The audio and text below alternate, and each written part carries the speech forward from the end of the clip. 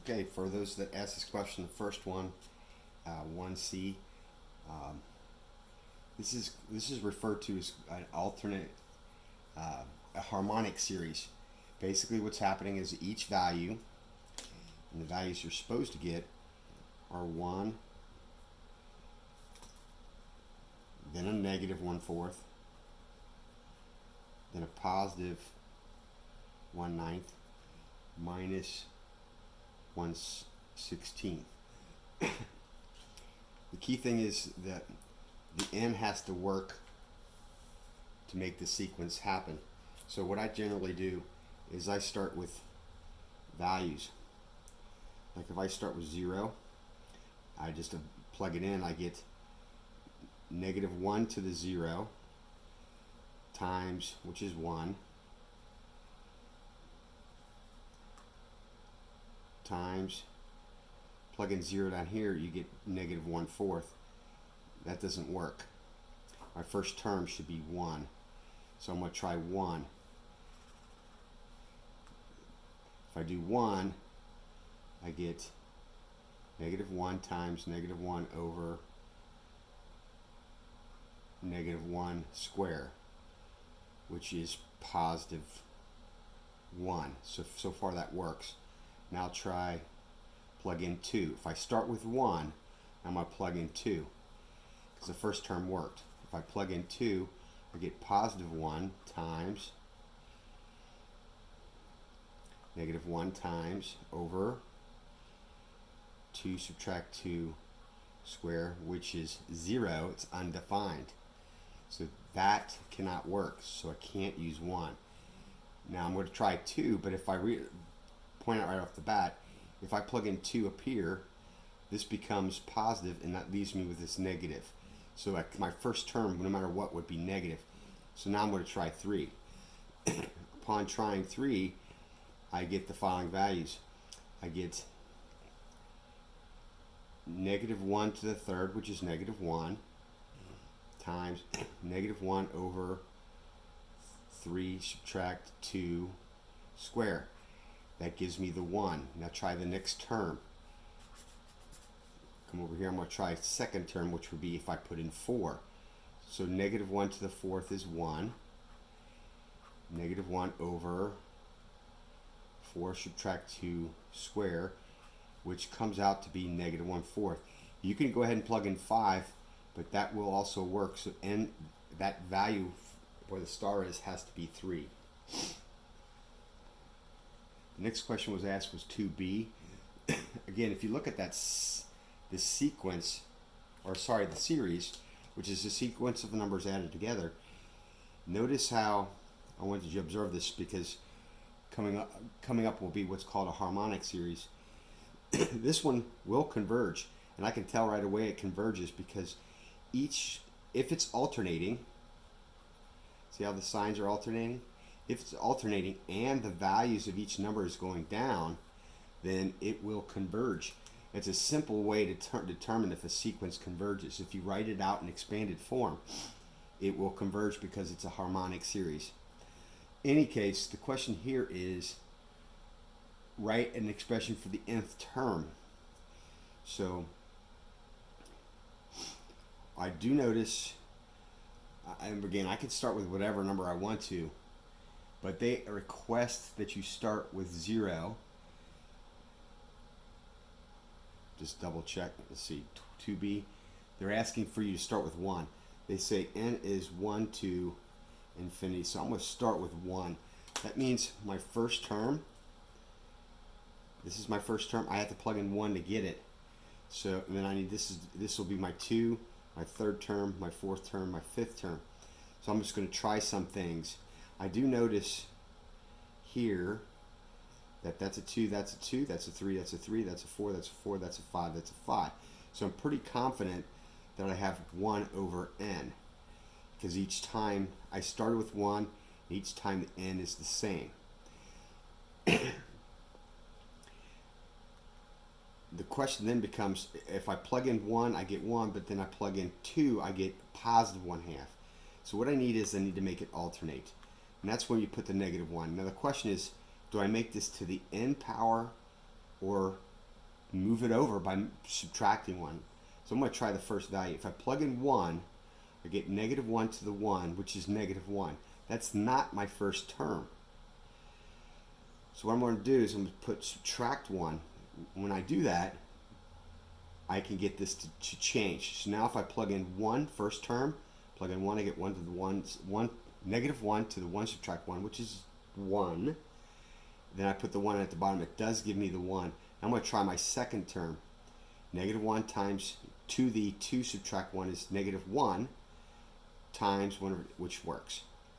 Now this piece can be a variable, sundries of things. I could have added 1. I could have subtracted 5.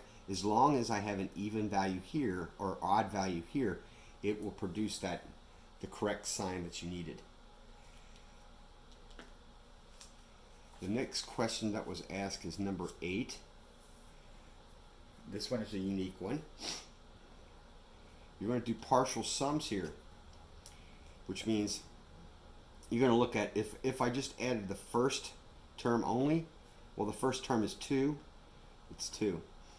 If I add the first 2 terms, would be sum 2, which would give me 2 subtract 1, which is 1. If I do the third sum, would be 2 subtract 1 plus 1, which is 2. If you look at the pattern, what will happen is it's going to keep alternating between 2 and 1. It is not converging because it doesn't go to a single value, hence it's divergent.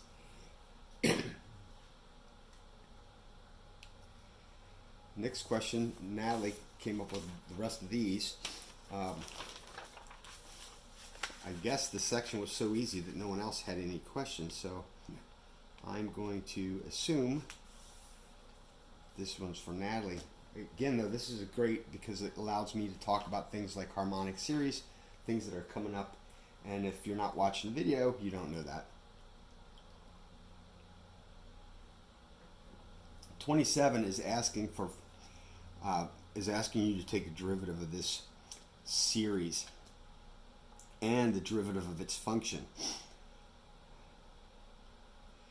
In order for you to be able to write it as a function, you first have to be able to, it has to be geometric. The function can be written if it's a1 minus r. That's first term over 1 subtract r. So in question 21,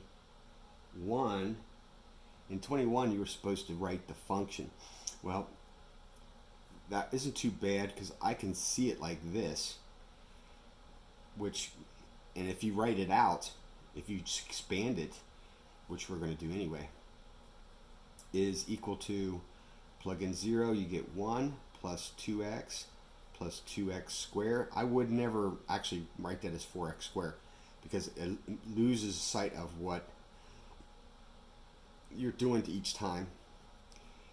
I can see from this view, the expanded form, that clearly my r is 2x because each time I'm multiplying by 2x, and my initial term, my a, is 1, giving me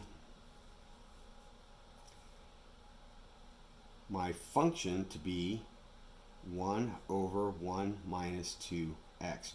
So now what we're going to do is we're going to take the derivative of both of these things.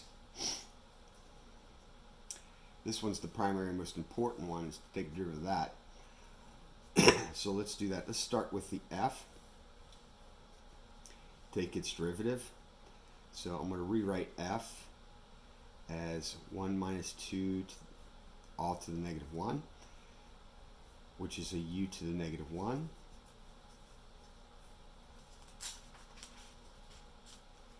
So my derivative is negative 1 u to the negative 2 times u tick, which is equal to negative 1 minus 2x to the negative 2, I'm just plugging in, times my u tick, which is negative 2, which gives me 2 over 1 minus 2x squared.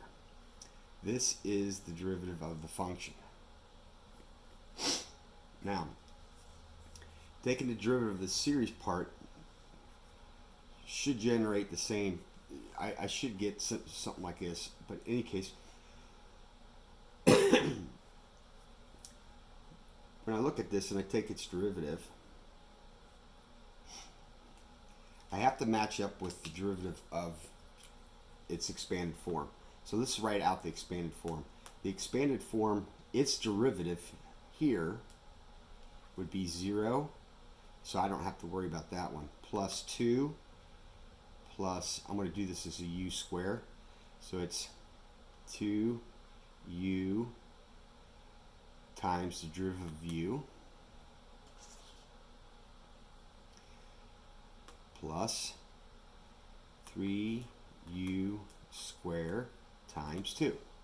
So I should get these values, 2 plus 8x plus, I'm going to go ahead and expand this one out because I'm going to match up with my derivative here, is 6 times 12 is 24x squared plus dot dot dot. Okay, so there's the derivative in the expanded form, and I got to match that up with my derivative of this guy. So let's take the derivative of this. Now keep in mind, the only thing that really becomes awkward is this piece. That's why I wrote it out in expanded form so I could see it. Okay, this is a constant. I mean, all I really am taking a derivative is this x squared. Oh, I'm sorry, that should be an n. All I'm doing is taking a derivative of x to the n. So I'm going to write 2 to the n. Take the derivative of that, you put the power in front, take 1 off the power, times u tick, which is 1. And there's my function. There's my series, I hope. The only thing I have to do now is determine if I'm starting with a 1 or a 0. Let's go ahead and plug in 0 and see what I get. If you plug in 0, just checking 0 out, I get 2 to the 0 is 1 times 0, oh, it gives me 0. That gives me this term. So I don't want to necessarily start with a 0. It's kind of irrelevant to put the 0 there. So let's try again. Let's start with 1. Usually what happens is when you take the derivative, this number will change by 1. So let's just check. Plug in 1, you get 2 times 1 times x to the 0, which is 2. Haha, I got a match. Plus, now plug in 2 squared times 2 times x to the 1, which looks like to me 8x. I got a match, and you can check the next term, it does match up. So this is the derivative for the power series, and this is the derivative in its function form. And these two things are equivalent. Next question asks was 33, and 33 was an integral. The integral means I'm going to have to take this summation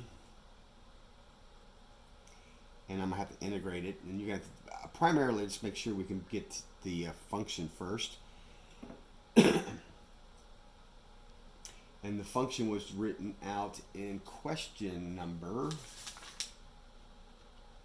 23, and it appears that people got that one, so let's just make sure we understand how to write this function. First of all, I have the same exact power here and here, just double checking. Yes, I do, which means I can write this as -1/2 x minus 3 all to the nth power. Right away, this is going to tell me that r, your sequence starts at 0, so my first term is 1, and my r is the repeated multiplier, which is this. Now it will make for a very funky looking function. Your function will be 1a over 1 minus r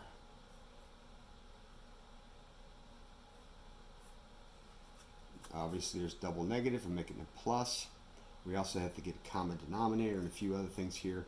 So 1 over 1 plus x minus 3 all over 2. 1 over 1, get a common denominator. So I've got 2 plus x minus 3 all over 2. And flip it over and add some like terms. Your function should have been 2 over x minus 1. So there's the function. Now let's integrate that.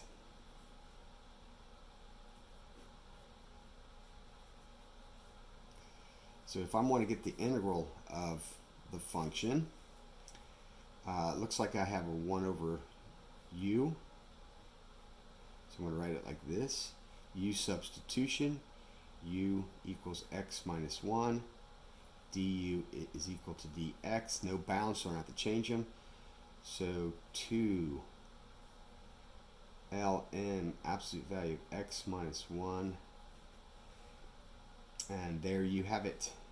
There is your integral part. Next question that was asked was number 60. The only time you can have a series of numbers added together, an infinite number of them, to get a value is if it's geometric, which means I need to be able to find a initial value and I need an r. Well, in this case, your r, well, from here to here I multiply by e to the b, so I'm hoping I multiply by e to the b here. E to the b times e to the b, well, same base, add exponents, is e to the 2b. So my constant multiplier is e to the b. So instead of writing it out in an infinite series expanded form, I can write it as 1 over a over 1 minus r. Let that equal 9. So now I get rid of this whole thing where you can't actually do it to where I can. Now I need to solve for b. Multiply the denominator on the other side. Distribute.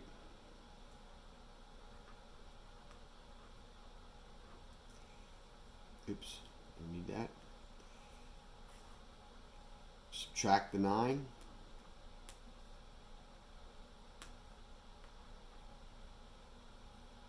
Divide by the negative 9. And then get rid of e by ln. Now, that probably could be written in a better form, but I'm not worried about it right now. There's your answer. Let's see what the book put down. The book put down as their answer is just they left it in this form, so there you go. Okay, continue working on that. We're going to start next is, I believe, we're going to do ratio test, or which is basically a geometric series where it's not actually geometric. We're going to make it appear to be geometric, kind of a magic trick. So carry on. I'll put out the next problem set tomorrow and the next note set tomorrow.